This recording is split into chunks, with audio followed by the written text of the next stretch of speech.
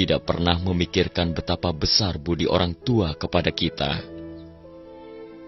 Terhadap orang tua tidak hormat.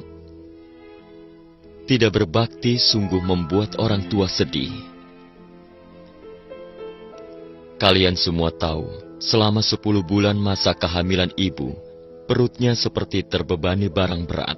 Duduk berdiri pun tidak bisa tenang, tidak enak makan, tidur pun tidak nyenyak, seperti lama kena sakit, uring-uringan.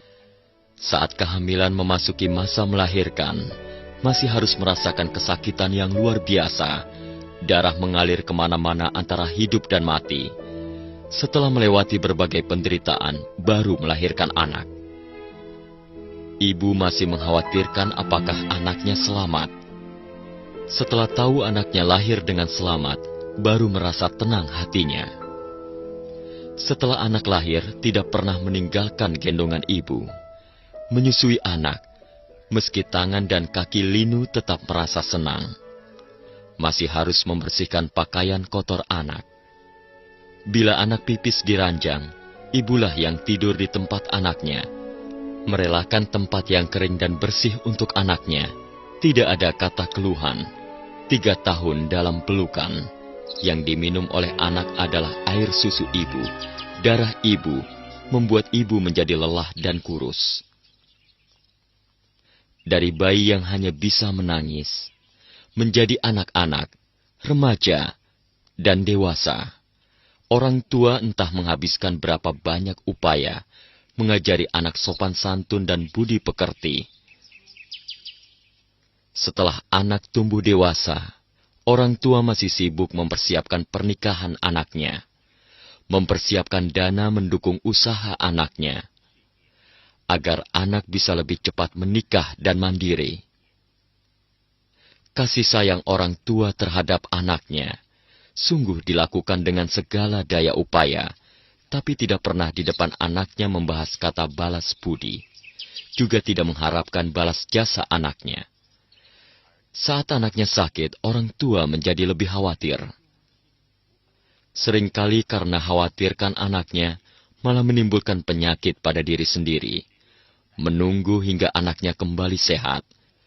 Penyakit cemas di hati ibu baru bisa berangsur-angsur pulih. Melewati berbagai rintangan dalam mendidik, berharap anak segera tumbuh dewasa.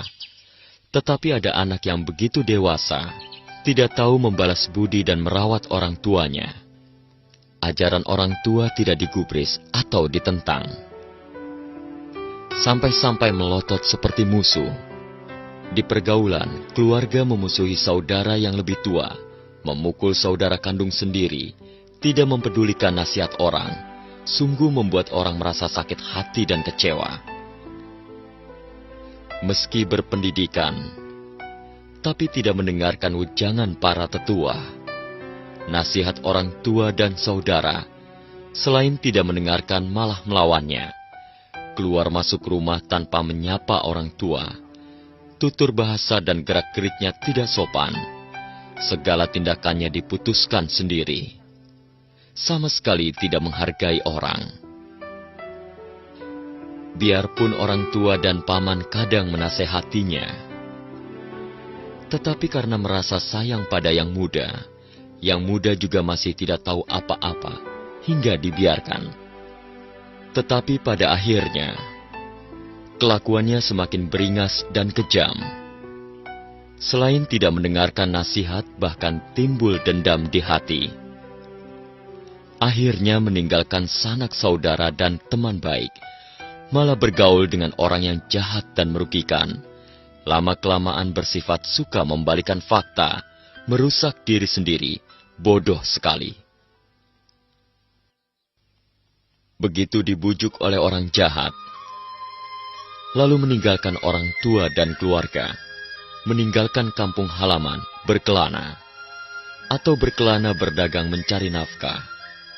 Melakukan berbagai hal, seiring waktu umur pun bertambah. Ada juga yang menikah dan berkeluarga di luar. Ada juga yang sampai meninggal tidak kembali ke rumah. Sama sekali tidak memikirkan dari mana asal badan fisik ini.